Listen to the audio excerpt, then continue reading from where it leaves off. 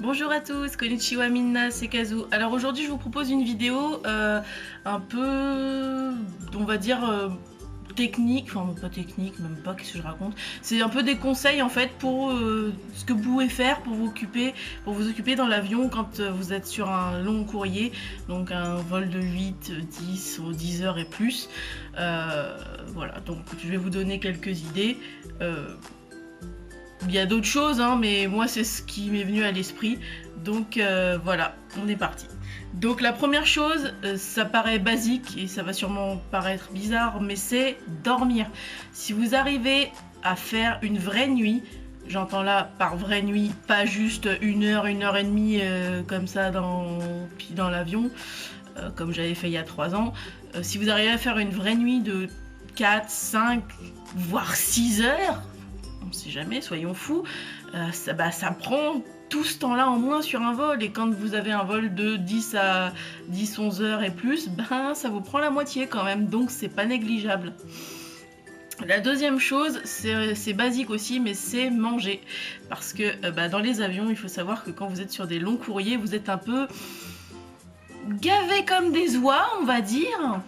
Et du coup, ils vous donnent X repas. Par exemple, moi j'avais fait, quand j'étais partie par Qatar Airways, j'avais un vol de Paris à Doha et de Doha à Tokyo.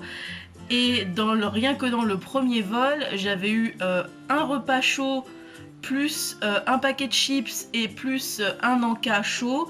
Et dans le deuxième vol, j'avais aussi eu un repas. Donc grosso modo, ils s'arrangeaient pour nous donner à manger, on va schématiser, toutes les 2 heures. Donc tout mis bout à bout, ça prend quand même du temps. La troisième chose, c'est explorer l'IFE. Alors IFE, qu'est-ce que c'est que ce mot-là? C'est un sigle qui veut dire In-Flight Entertainment et qui désigne tout simplement la tablette qui est encastrée dans le siège avant. La majeure partie des compagnies s'arrangent pour changer le contenu qui est proposé dans cette IFE tous les mois. C'est décidé à l'avance, donc ils changent les musiques, les séries, les films, enfin tout ce qui est les jeux, tout ce qui est proposé à l'intérieur en fait. Donc quand vous pouvez c'est l'occasion de vous mettre à jour sur tout ce que vous n'avez pas pu voir dans le reste de l'année, donc en film et en série par exemple. Je sais qu'il y a 3 ans, moi j'avais regardé Cendrillon, le film live, et La Reine des Neiges que je n'avais pas vu, et du coup voilà, ça m'a occupé quand même 3 heures sur l'intégralité de mon vol, ce qui est pas mal. La quatrième chose, c'est faire du tri dans son portable, sa tablette, son PC, enfin tout ce que vous avez où il peut y avoir du tri à faire. Parce que je sais pas si vous êtes comme moi, mais moi dans mon téléphone par exemple, les trucs qu'on envoie sur WhatsApp s'enregistrent automatiquement. J'enregistre aussi pas mal de choses depuis Facebook, ça s'enregistre aussi automatiquement quand je suis sur Skype ou autre. Donc du coup tout ça mis bout à bout, ça fait pas mal de stock. En plus quand je prends des photos, souvent je suis pas contente de ce que j'ai fait, donc j'en prends plusieurs exemplaires de la même, et du coup voilà. Et comme on pense pas toujours à faire du tri, ou qu'on n'a pas le temps, voilà, l'avion c'est une occasion. Je sais pas, quand vous avez des photos, vous pouvez les trier par dossier, vous pouvez, voilà. Ça prend pas mal de temps aussi. La cinquième chose, c'est jouer. Que ce soit sur l'IFE ou sur votre PC, sur votre tablette, ou si vous avez emmené une console de jeu, jouer ça prend aussi pas mal de temps et c'est plutôt agréable. Si vous avez en plus quelqu'un qui a la même console à côté, peut-être que vous pouvez faire des battles, ça peut être amusant. La sixième chose, c'est basique, mais c'est lire. Ça prend du temps de lire, et en plus si vous lisez au moment où vous êtes un peu fatigué, ça peut déboucher sur la fameuse nuit dont je parlais, et du coup là c'est tout bénéfice. La septième chose, c'est rédiger votre carnet de bord. Je l'expliquais dans une vidéo précédente, mais je recommandais de rédiger un carnet de bord. Donc commencez-le dans l'avion, indiquez votre ressenti quand vous êtes arrivé à l'aéroport, comment vous avez fait pour trouver l'endroit pour enregistrer vos bagages, enfin bref, en gros racontez votre vie.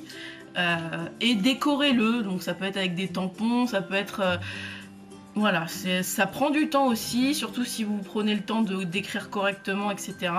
Et c'est plutôt sympa, ça fait un souvenir. La 8e chose, c'est un peu bizarre, je préviens, mais c'est faire des créations en pâte à modeler. Oui, c'est un peu bizarre, mais ça peut prendre du temps. Alors par contre, il faut juste faire attention, la pâte à modeler rentre dans la réglementation sur les pâtes liquides et gel, donc il faut que votre pâte à modeler rentre dans le fameux sachet de 1 litre transparent dont je parlais dans une précédente vidéo. Mais c'est totalement faisable. Moi par exemple, j'en ai pris pour cette année. La 9e chose, c'est... Alors là par contre, il faut pas trop être timide, c'est faire connaissance avec vos voisins.